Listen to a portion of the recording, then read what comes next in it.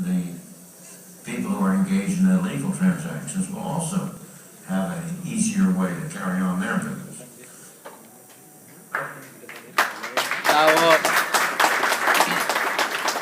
So that was Milton Friedman in 1999 explaining why the internet will never reach its full potential until there is a way for people to pay each other on the internet just like cash. Unfortunately, Milton Friedman did not see this come true. He died in 2006, and the Satoshi's white paper came out in 2008. I did speak to his son at another conference where we both spoke in Morocco, so we had a little chat about this. Why are we not moving forward? Oh, here we go. We're good. No, push that. Okay. So Milton Friedman was absolutely right. And when Bitcoin first came out, it was only 10 cents because people didn't know it. They didn't really trust it. They didn't know what it would be good, what it would be used for. The price slowly went up to 50 cents in 2010, and in around December of 2010, there was a very interesting conversation. This was around the time when WikiLeaks got cut off from funding. Credit cards and PayPal cut off WikiLeaks, and they were running out of money.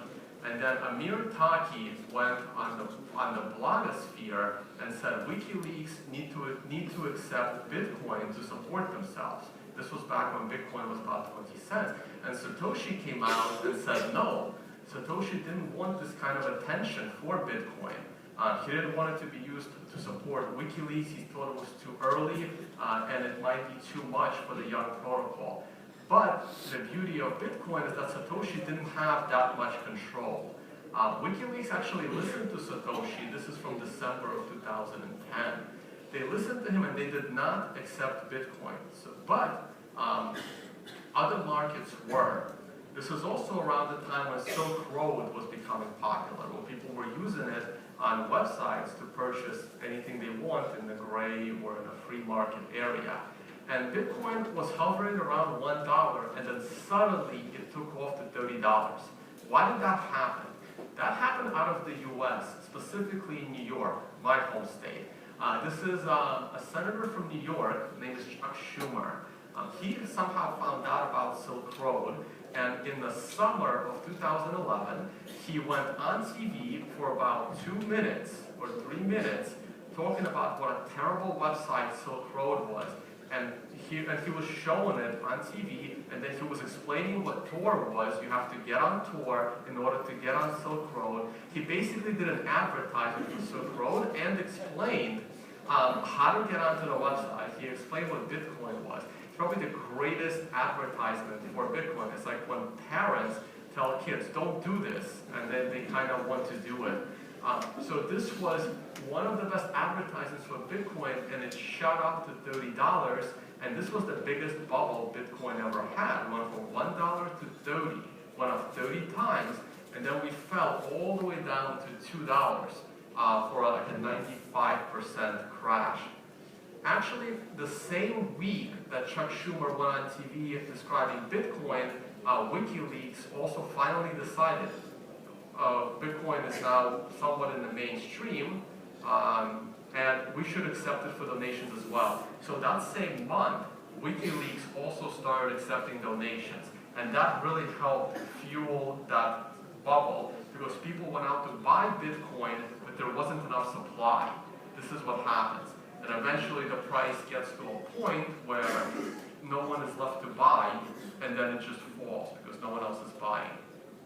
Bitcoin slowly recovered, and then in the middle of 2012, China got on the scene, and they mentioned Bitcoin on CCTV, which is viewed by about 500 million people, so larger than the population of America, saw Bitcoin mentioned on Chinese TV. They didn't advertise it, but they at least brought it into the light. And at this time, we still have only one exchange, and that's Japanese Mt. Gox, and I'll get to that in a second. But this is also when Chinese exchanges are starting to come on the scene. BTC China, and a little bit later than that, OKCoin and Huobi. So now it brings us to 2013. Bitcoin is coming up. It had a little mini jump here. So this is interesting. In early 2013, several things happened. Around this time, we had the first Bitcoin halving. So this is when the reward got cut from 50 Bitcoins every 10 minutes to 25. Also, this is the suspicion is that this is when Mt. Gox turned on their Willy bot, and they were doing spoof trading trying to raise the price, because rumor had it they were hacked back in 2011, and they were actually running a fractional reserve.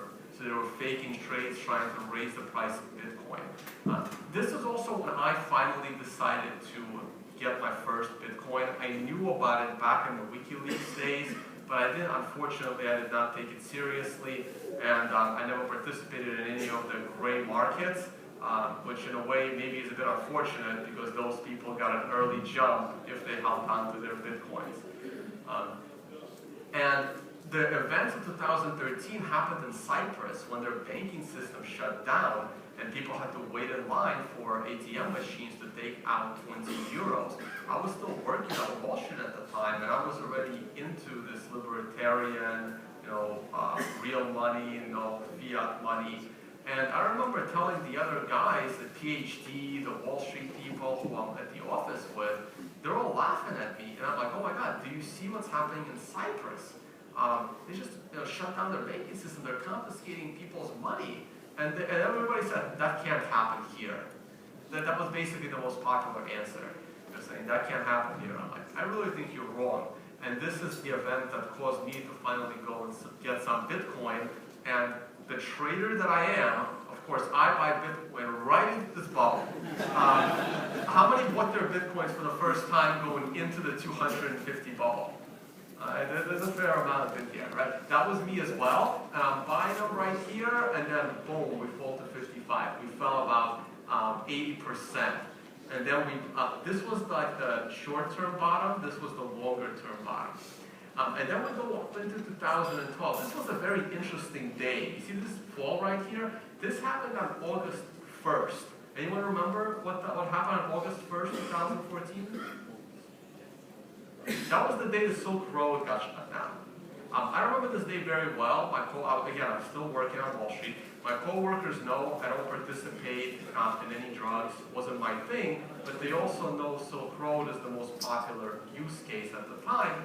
So they're coming up to my desk, they're making fun of me, haha, the drug website is down. What are you going to do with your Bitcoin now?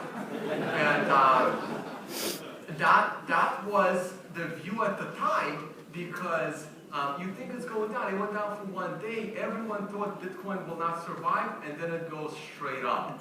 China had a lot to do with this. The Japanese exchange Mt. Gox is about to go down. All of the U.S. exchanges are closing, like Trade Hill. Charlie Shrem gets in trouble. And some of the other ones in the Chinese exchanges are taking up all of the volume.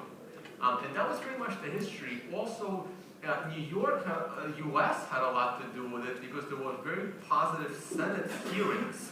And they tend to look at Bitcoin like the internet, to maybe they'll give it some room to run. So now let's talk about the fall. And this is a classic bubble. This is a logarithmic chart, by the way. Like, this is from $1 to 30, but this is from $100 to $1,000. So this is 30 times. This is about 20 times, and this is about 10 times. That's because I'm using a logarithmic chart. And this is a classic bubble. We fell from 1200 till we eventually bottomed out at 150. But look at the pattern. Okay, it becomes a very familiar pattern, and we've seen it before. Okay, and that pattern is right here. You have this mania phase, and then we fall, and then we have this one spike, return to range. Everyone thinks we're going to go back up, and then we do one of these. So I like to ask the question, where do you think Bitcoin is today on this chart? And the best answer I ever got from someone, they said, oh, it's all the way over here on the left. You haven't gotten to this yet. We haven't hit the mania phase yet. That was just libertarians. And that was about it. So here I have Bitcoin in blue. And now it's not a logarithmic chart. It's a regular linear chart. This is the bubble to 250. This is the bubble to 1200. And I have it on the backdrop of another asset. And the 10 all the way to about 50. Those that haven't seen this presentation before, what asset is in the background? 50. High was 50. Silver. Okay? So this is silver. So if you look, the chart looks almost identical. This was silver in 2011. And then it had that second peak. That was that second peak right there. And then we had this long base. And then we fall one more time. And then we slowly get to the bottom. The only difference is Bitcoin was doing it 3 times faster. Because the information in Bitcoin goes faster. There's nothing physical to exchange. And then around a year ago, Bitcoin started to lead. So Bitcoin finally got off the bottom and it made a high corresponding to silver. And then Bitcoin went up again here corresponding to this. So now the arrows are facing in the opposite direction. So you can now look to Bitcoin to lead silver, even though my prediction of silver going down to about $8 didn't actually happen. But I will also talk about my Bitcoin predictions in a second. So why did we have this big, long fall in Bitcoin? And what I suspected was during the run-up, people wanted Bitcoin, but there wasn't much you can do with it outside of the gray market. But this is when all these merchants started to accept Bitcoin. Now there's been a very big debate. That one is me. This is what's written on Cointelegraph. And I said if PayPal integrates Bitcoin right now in early 2013, Bitcoin might drop all the way down to $10, $15. Because there will be this huge outlet for selling. I see that there's demand and supply. Where is the demand for Bitcoin and where is the supply? The demand for Bitcoin is people wanting to use Bitcoin or needing to use Bitcoin is more likely.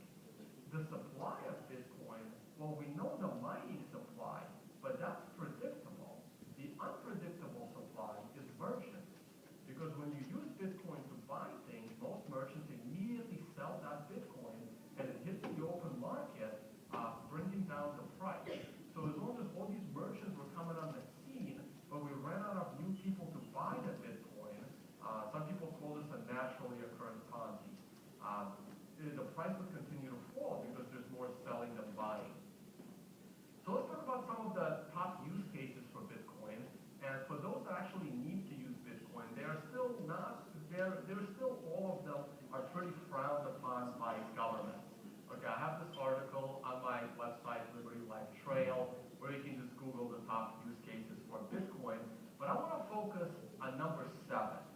Okay, number 7 is my killer app of Bitcoin, even though there's many others on this list that most people disapprove of. Transferring value cross-border, and why that is very, very important.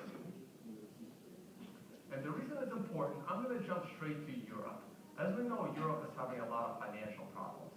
The first time I gave this specific presentation, it was in Mexico, at Acapulco.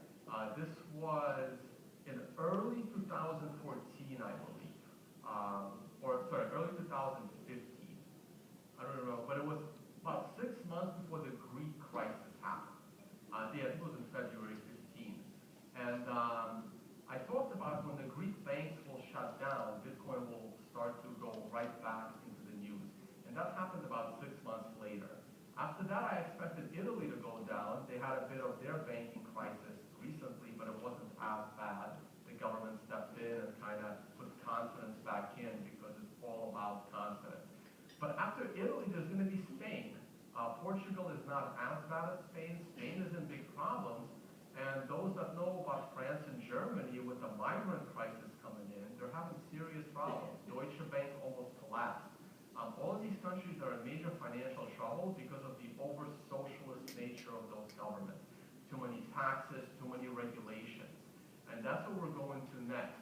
What happens when people in those countries, as the migrant population coming in, the older population gets displaced and they go somewhere else where there's freedom.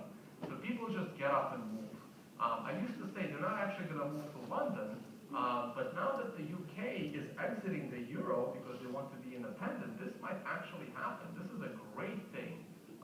One of the smartest things that they did was leave the euro.